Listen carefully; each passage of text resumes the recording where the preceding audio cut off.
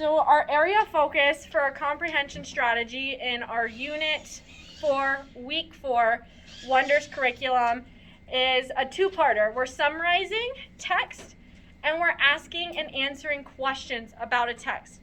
Can anyone help me understand why it is so important to be able to ask and answer questions as we're reading a text? So I'm not talking about we've read it and we're done with it. I'm talking about while we're reading, stopping and asking questions. Cheyenne, why might we do that? So it can help you comprehend things better. It can help you comprehend things better. Yeah, that's a really great response. Not only can it help us comprehend things better, but it actually helps us comprehend things on a deeper level. So we're uncovering a deeper meaning in our text. I can definitely say in Wayside Story, there's not a whole lot of deeper meaning in our text, but we can be creative when we're practicing these skills, and that's why we're going to do it with Wayside before we do it later on this week with our actual textbooks. So the second part of it is going to be summarizing. We will practice this skill today with one of the two chapters we're going to read. So you'll have a little bit of ability to select the chapter you liked best when you're writing your summary. We'll review those expectations in just a minute. I think we all just need a bit of a refresher on summarizing before we jump right into it. So let me switch over to a vocabulary video. I'm going to present my screen for my online kiddos. Give me just a moment. Thanks for having your cameras on. So this will just recap what we're looking for in a summary. Can somebody help me remember what fancy word or short word we use when we talk about summaries? JT. It's a 4-letter kind of made-up word. Not quite. Does anyone else think they know it? Where's Brock when you need him? He knows this word. Starts with a G. Our gist. Remember, the gist is short and sweet. We're straight to the point. We're not adding a bunch of fluff. A gist can typically be done in a one-sentence summary. Yes, Mason? Yes, you may. Thanks for getting permission first. Here we go. We're going to start here. This is going to just refresh us on what we'd include in a gist or a very brief summary before I reiterate our expectations while and after we read. You already know it's the Flow Cab crew. What? It's a song about summarizing. Where? Brooklyn. Why? For school. When? Right now. The reason it's helpful to summarize a text is to tell someone the gist, and so you don't forget. Put only relevant facts in a summary. That means important in case you were wondering, but don't make your summary too short. That leaves us asking questions and wanting more. Like, let's say you read the BFG.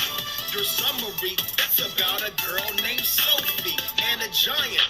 I liked it a lot, but you didn't mention anything about the plot. That summary is missing critical facts. You said you liked it. We don't need to know that. But that's not the only way that you can go wrong. Sometimes summaries are way too long. Only key events and main ideas should be in it. So cut out any extra info to win it. If you read an article on greenhouse gases, I don't need to know that the interview award classes. When summarizing, 5 things will get you by. Who, what, when, where, and why. Like, who is Sophie? What happens in the story? When does it happen? Today or 1940? Where does it take place? You gotta set the scene. And why is the book called the BFG? These are called the 5 W's. And when you summarize, they are something that you should use. And remember, it's just the facts, ma'am. So drop anything else in the trash can. A summary is a short explanation with just the important information. When you summarize, make it simple. Cut out the details and keep what's essential. A summary is a short explanation with just the important information. When you summarize, make it simple. Cut the details and keep what's essential.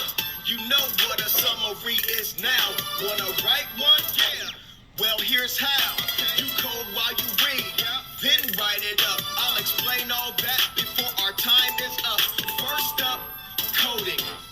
does it mean? Coding's marking the text while you read.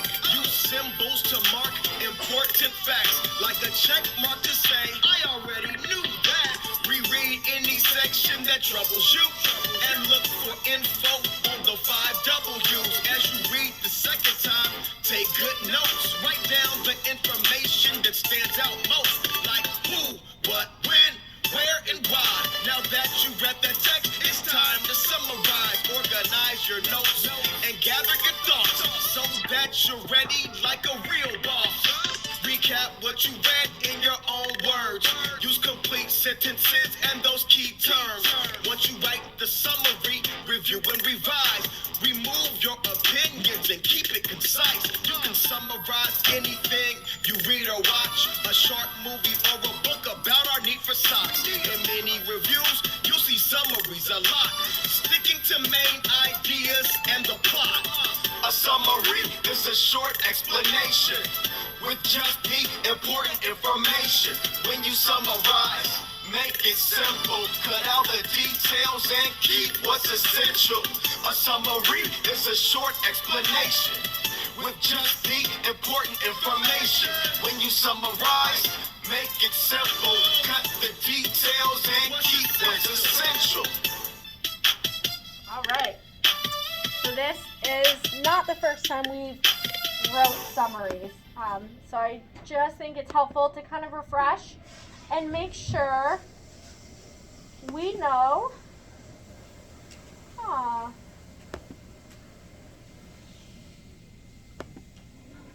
Okay, give me just 1 minute. My PowerPoint seems to have lost our instructions for this activity, but that's okay. We can roll without it. So again, we're just looking at the concepts, ask and answer questions while we read.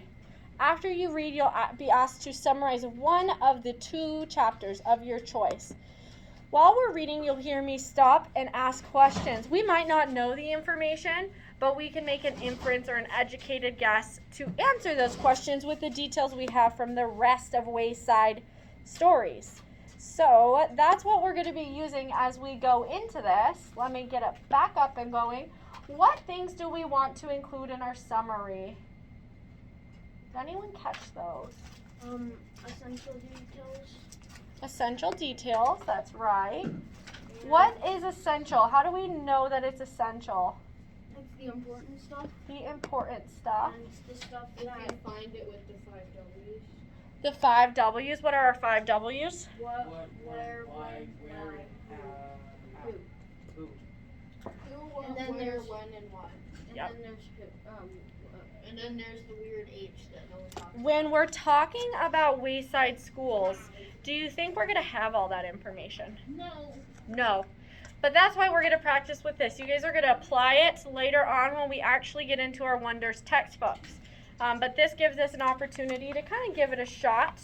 And you'll notice I'm going to stop and ask questions, and you guys are going to provide an educated guess on those questions. Well, before you even started reading the book, we already know where it's taking place. Yeah, we do know our setting already. That's really, yeah, we know a lot. We know a lot about the characters too, who. So we're picking up with Wayside Stories from Wayside School by Lewis Sharr, and we are on chapter 21, Ron. Ron had curly hair and little feet. I want to play kickball, he said. Do we think we could play kickball well with little feet? Ethan says yes. A couple of us say no. We're going to find out. You can't play, said Terrence. Get out of here, said Dee Dee. Scram, said Jason. I want to play kickball, said Ron. Well, you're not playing, said Terrence. Beat it. Ron stomped across the playground to the hopscotch area. Jenny was playing hopscotch with Lewis. Jenny was on 9. Lewis was on 4, but it was his turn. Based on the detail, stomped across the yard to the hopscotch area. How do we think Ron feels? Mad and frustrated. Mad and frustrated. Let me get this radio turned down. Russell, what do you think? Upset, Upset. not joy, not happy. He's not feeling happy. Those are all really great guesses. I want to play kickball, Ron said. So go play kickball, said Lewis. Terrence won't let me play, said Ron. Lewis walked with Ron to the kickball field. Hey, what about our hopscotch game? Jenny asked. You won, said Lewis. I just beat Lewis in hopscotch, Jenny announced. Leslie, Rondi, and Allison flocked around her. Hey, Lewis, Damien shouted. Do you want to play kickball? All right, said Lewis. Ron and I will both play. No, said Terrence. Ron isn't playing. Anyone who wants to play can play, said Lewis. No, he can't, said Terrence. It's my ball. It isn't your ball, said Lewis. You gave it to me, said Terrence. I gave it to you to share, said Lewis. If you can't share it, you can't have it.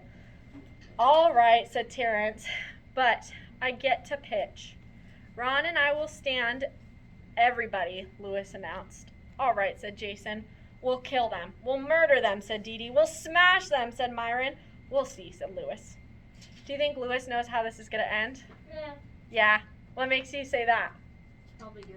Because the jerks say they're better and they're actually not. Okay. So Mason says the jerks always say they're better when they're not. When I'm playing with Call of Duty with my brother, I have all the time when I get into random people, like random games that people have mics, they're always saying they're better when they get knocked first and finished. Okay.